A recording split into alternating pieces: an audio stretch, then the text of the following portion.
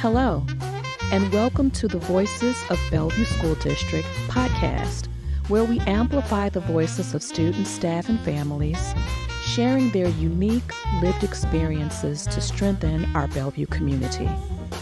In each episode, we'll explore We Belong, significant cultural traditions, customs, and lived experiences of our beloved Bellevue community. We learn academic programs and innovative initiatives, along with the staff and students behind them. We lead discussions with leaders in our community on topics that drive innovation in education. Hello, Bellevue. Today we're going to talk about one of the most important roles in the district, educator. We're on the heels of Teacher Appreciation Week, and we just want to take the time to get to know and talk about some of the wonderful things that our teachers do to support our families and students in the district. Today, I am joined by Eva Collins, Assistant Superintendent of Teaching and Learning. Hi, everyone. And Genisha Branch, Director of Human Resources. Hello. Amber Anderson, Curriculum Development. Hello. And Anna Hatlestad, Nationally Board Certified Teacher. Hello. Okay, so we're going to start out with the question of the day. Think back to the time when you were a student. What was the one subject or class that you look forward to the most? And what was it about it that sparked your curiosity and joy? As a former student of Seattle Public Schools and just grew up my whole life in Seattle, I just remember the time I had a science teacher in middle school, and he somehow integrated astronomy, chemistry, and physical science in the classroom. And we just had a wonderful time, just like learning Latin and Greek root words. Never knew it would become handy as a former English teacher, but it was very handy. But he just really sparked an interest around mythology and chemistry. And so that has always been something that resonated with me as a lifelong learner. What was his name? Dan Bladel. I'll never forget him. Yeah, I really enjoyed hands-on learning in high school. And so I took this class, Anatomy and Physiology, and I had a teacher, Mr. Burby, and he gave pop quizzes, which I didn't love. But there's a lot of memorization in anatomy and physiology. And for these pop quizzes, after you answered the question or two questions, he would say, turn over your paper and write everything that you've learned so far about the muscular system or respiratory, whatever it was that we were learning at that time, which was such a great strategy because it always had me thinking about the learning. And I didn't everything wasn't memorization. It was what have you learned? And I thought that was a really great strategy. He also would sing and whistle as he tortured us with these pop quizzes, but he made it fun, and it was just really just a fun and rigorous class. Mine would be my fifth grade teacher, Mrs. Franklin. Everything was project-based in our learning. So anytime we were learning something new, you showcased it in your final product with some project. We did a 50-state study, and I got the state of Ohio, and I got to create a book in the end that you then presented. And I'll never forget that and all the facts I learned about Ohio. But more than that, it was her compassion. She was kind. She never yelled, never lost her temper at us. And there were 32 of us in her fifth grade class. And I remember her years later when I babysat her children, her telling me that we were a very talkative class. And I thought that was pretty impressive that she always kept her cool, but she was very empathetic and kind. Is there a teacher who had a quirky or an unforgettable catchphrase that just stuck with you? Is there a lifelong lesson of something that they said that just stays with you to this day? My sixth grade teacher, Mr. Ray Shaponiak, he's now he might be retired, but he became a principal.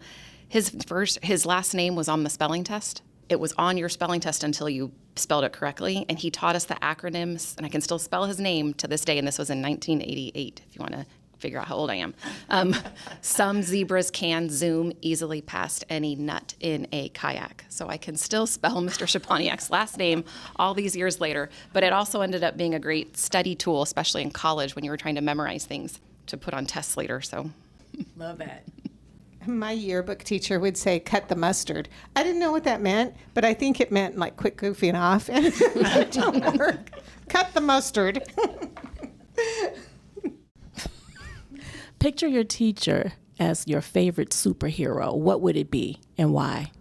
I don't know if this superhero exists, but I think mine would be the person who can truly see you. When I think about the educators that were most meaningful in my experience, they were teachers that maybe kind of quietly worked from the sides in a way, but could see who you were and knew what motivated you. So someone who had the power to see your motivation. My favorite teacher who is a superhero would be, I think she's still a kindergarten teacher at Spirit Ridge. Her name is Miss Richardson. So shout out to Miss Richardson. I think her superpower is the fact that she can unlock other children's superpower.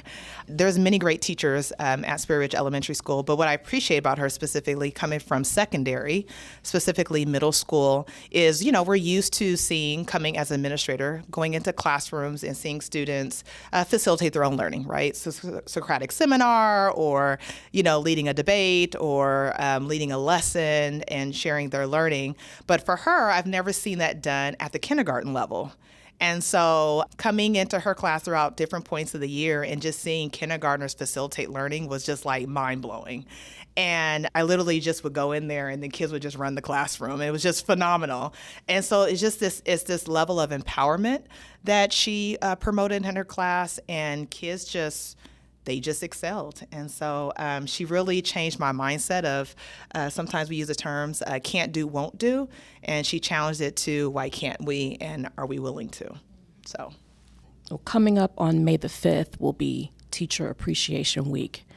And this is the perfect time to just celebrate all of our teachers in our district for all that they do. They wear a lot of hats.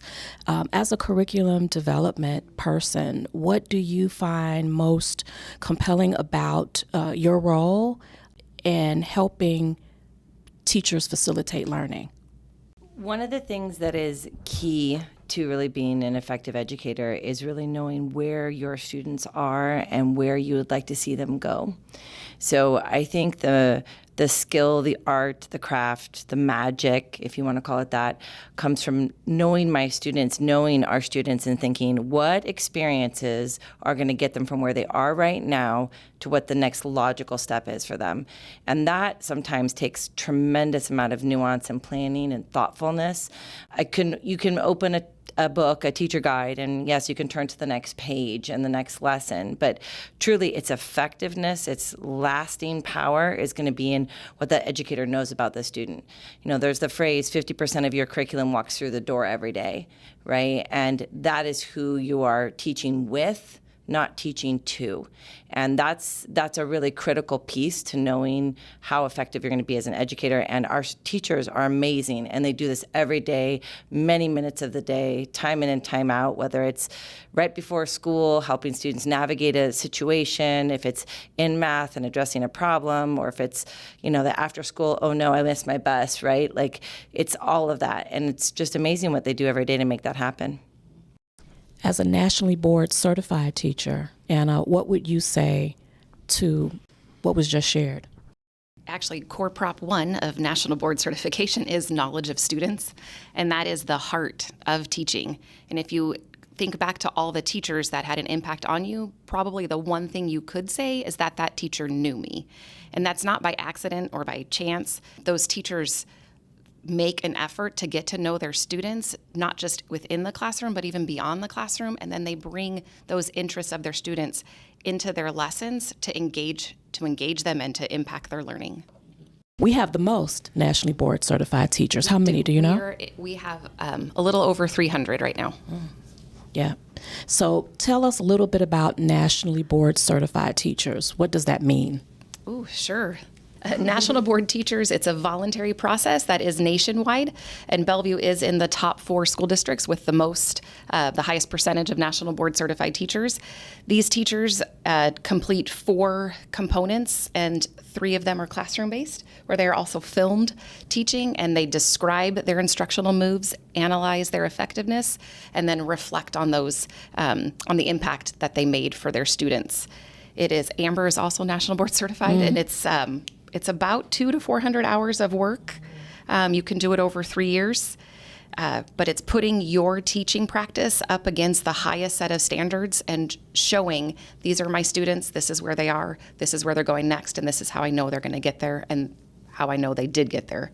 And it's true that once you become a nationally board certified teacher, then you can go to, teach in any state for the most part. Is that true or not? For the most part, it depends on the state's rules or their own set of credentials. Mm-hmm. No, thank you, and congratulations both for that. Do you have to renew that every so often, or how does that work? Every 5 years. Yeah. Every 5 years, you have to maintain with another classroom-based portfolio. Well, that's important to note because we have the most in, I know, in the Washington state area, right? Mm-hmm. So, yeah, that's important. Yeah. Actually, one of the things I was going to say was that a teacher that I think about when I think about who went above and beyond was a teacher, Vala Espinosa, who I had at Newport High School. And I had her for health. And then she's like, I'm starting this new elective next year. It's called Aspen, a student peer educators at Newport. I think you would be ideal for this class. This class is made for you. And I really felt both seen and honored that she would think that I was a good match for being in this class. And she sought me out. And that was the year when we used to have tennis shoe registration. So you would go to the gym and you'd take your paper and you'd run to try to get the teacher's signature to be in the class, And so I just really, and I remember very, very vividly, that was the first table that I went to for registration. It didn't matter what else I was going to get that class. And that was so important to me that she sought me out and said, I think you'd be an ideal match. Hey, BSD community. We'll be right back after this short break. Exciting news, BSD. Several schools in our district are being recognized by the Washington School Recognition Program for outstanding performance during the 2023-2024 school year, an achievement earned by just 16% of schools statewide. The Washington School Recognition Program celebrates these schools for making a real difference for students. Congratulations to Bennett, Cherry Crest, Clyde Hill, International School, Jing May, Lake Hills, Medina, Somerset, and Woodridge for achievement and growth recognitions. So that excitement that you describe from the lens of a parent, how do you know that your child, your student is engaged and is all in with a particular teacher? Well, since I have a 3-year-old that's turning 4 and she just started preschool this year, and this is her, introductory to her academic journey, and she comes home and she can share with you everything she did that was exciting to her, and it's with enthusiasm. And she can share who taught the lesson, who led the circle, how it was hands-on. And so when it's meaningful to, I would say, to most kids, they come home and they will talk about it without any prompts. And I appreciate that. I was going to say, when you have a child who just wants to just completely go all in on whatever that is, right? So whether that's science or social studies or reading or, exploring math, or when your child is self-motivated and they come home and you're not having to say anything about hey, tell me about, and you're not having to give 50 questions to pull that out, right? They just want to share. That tells you right there. You have to say, just tell me about your day. And they have so much to say. That's how you know that they're in it. We just passed a strategic plan. We have a new one with new measures. We're even going to be revising some of those. But one of them, and a big part of it, is focused on student engagement and learning. How do teachers create environments that are not only supporting academic growth, but also fostering inclusion and belonging? How do good teachers do that well? With our strategic plan being we belong, we learn, we lead, I would say you can't have the we learn or the we lead until the we belong is taken care of first. And good teachers do this every day as they welcome their students in their classroom and see them for who they are and meet them where they're at and don't give up on them. Yesterday I visited Big Picture School, and the kids were, it was high school students who had planned workshops for the day. It was amazing, first of all. It was very amazing. And these workshops that they planned were very hands-on. They did a variety of modes of instruction. And to a kid, every kid felt engaged and that it was relevant and fun learning. I was so impressed with what I saw there. And that's their teachers leading them and teaching them how to do that. I mean, when I go to Big Picture and look at instruction, it's very engaging, very problem-based oriented and relevant for the kids. And so I saw that with our students leading. The students planned that same kind of high-level instruction that really knocked it out of the park. Yeah, and I absolutely agree, and just want to add that relationships is the key. You know, during this time of year, we have students that are being promoted from other schools or they're graduating. And one of the things that's just so fascinating is how many students come back to their elementary schools, their middle school, or even high school, and just want to see their teacher and just be celebrated and loved on for just making their goals or just striving out there and doing things that they probably thought that they couldn't do. But, you know, those relationships matter because kids take time of their day to go back to their previous schools and to connect with those teachers. And I know the teachers absolutely love having those former students come back and share where they're at now and where they're going next. Absolutely. I think one of the other key pieces is anytime, and Eva spoke to this, that you can elevate and empower.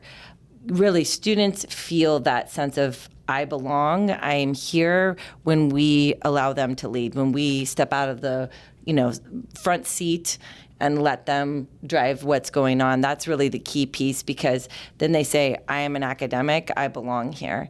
And those things reinforce each other. We can't have belonging unless I feel like I am an academic like everyone else in this space, and I feel like I belong when that's recognized, right? And so that's a really key piece, the leadership. And it's more than just elevating their voice and saying, okay, we're going to have students share, let's make sure everyone shares, but it's really who's driving that, who's leading it.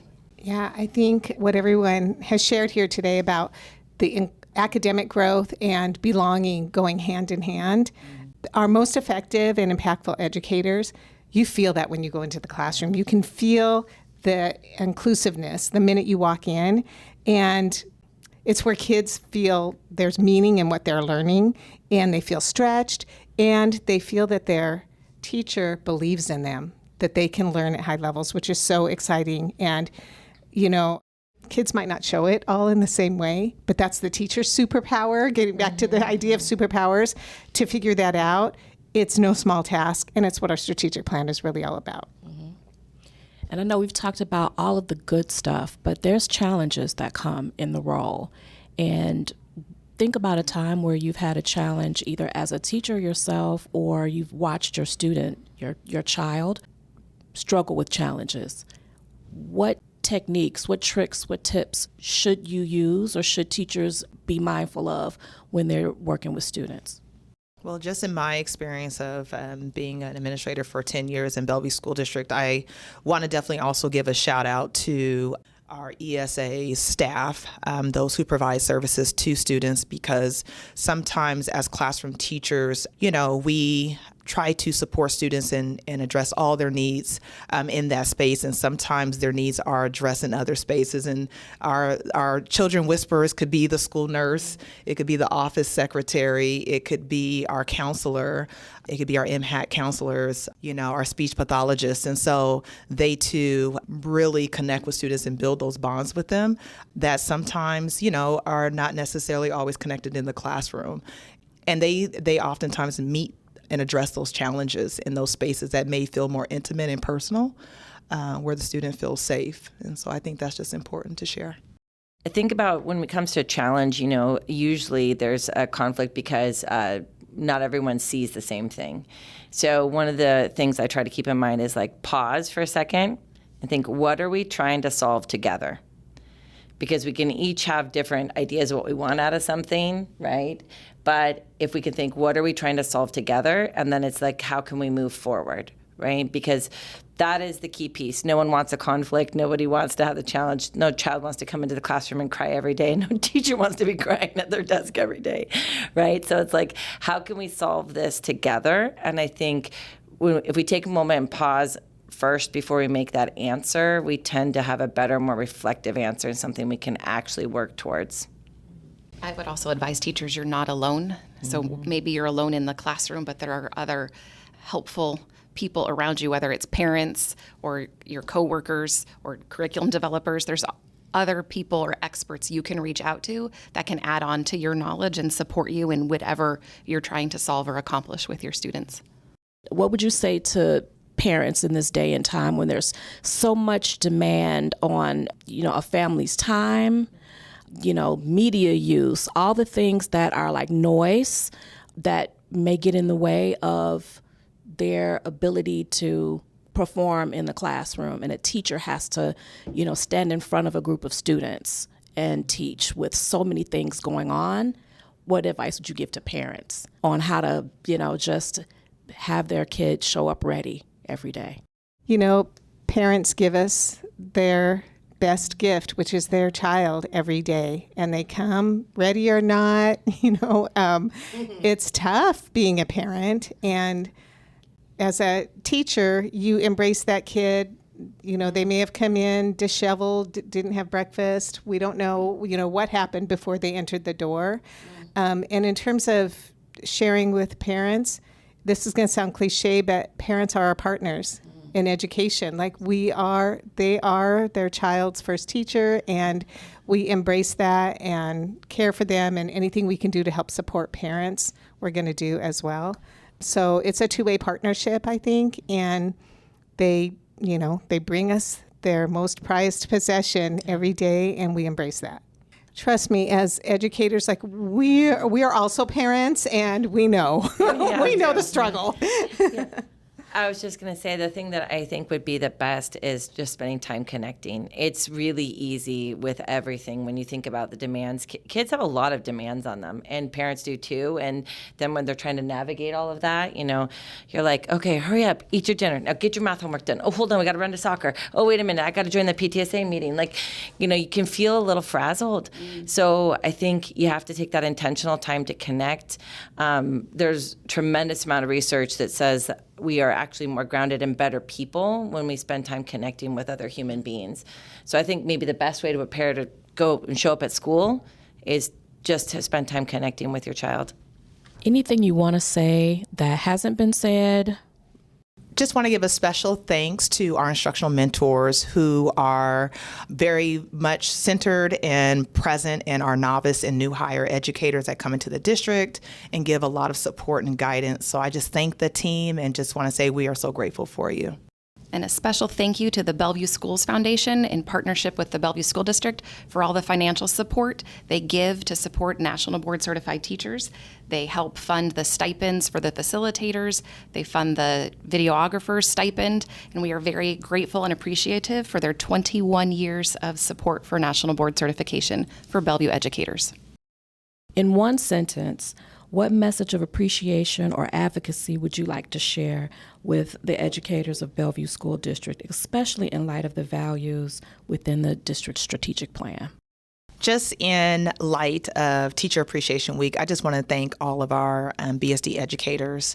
It's just so important for those that are in and out of the classroom that are contributing and building these little people, these minds every day. Just want to say thank you from Human Resources. And if there's one thing I would advocate for is for educators to lean on other educators. You are not alone. There are so many people that do what you do every day, and just talk with one another, connect with one another, eat with one another, and build community with one another. I just think it's so important in today's landscape of public education that we create those support systems. I would say thank you for seeing your students and for believing in them. And to those that are starting to wrap up their National Board certification, thanks for taking that extra step to put your teaching up against the highest standards, all for the benefit of your students. I don't know if I could say it better, Anna. I think that I'm just going to say thank you for everything you do, day in and day out, showing up, being there, being prepared, and stretching yourself, whether you're doing national boards, whether you're doing some other PD series like letters or CS training or other things. Every educator I talk to is doing something. They're leading their RE&I team. They're leading their BLT. They're all taking on challenges that stretch them and help them to be better who they are every single day. So thank you for your endless commitment. I'm going to have to echo all of that. I want to thank all of the educators in the Bellevue School District. It's no surprised that our school district is number one in the state. We really have the best educators. I've been in my 33 years here in Bellevue, I've been in hundreds of classrooms, and they do bring their best every day. It's exciting. And I believe that education can change the world, and our students are our hope for the future, and our educators are right there leading the way. So thank you so much. And a special shout out to all of the teachers that had my two sons as they went through Bellevue School District, especially Emma Cook, who had Max for 3 years. So thank you, thank you. She's also a national board certified teacher. I mean, just as a parent of a student, my student comes alive when he specifically talks about, he had Michelle Odom, and she was amazing. And so the light just went on for him. That's when I saw a change in him to become a really serious student. So I appreciate all of our teachers, and a special shout out to all of those that make the connections with students, that bring that belonging, so important. And as a daughter of a teacher, we got stopped everywhere in public, that people that knew Miss Frazier. So to me, you all are rock stars. So just thank you for, coming and talking and sharing your experiences. And thank you to all our teachers in the district. Thank you.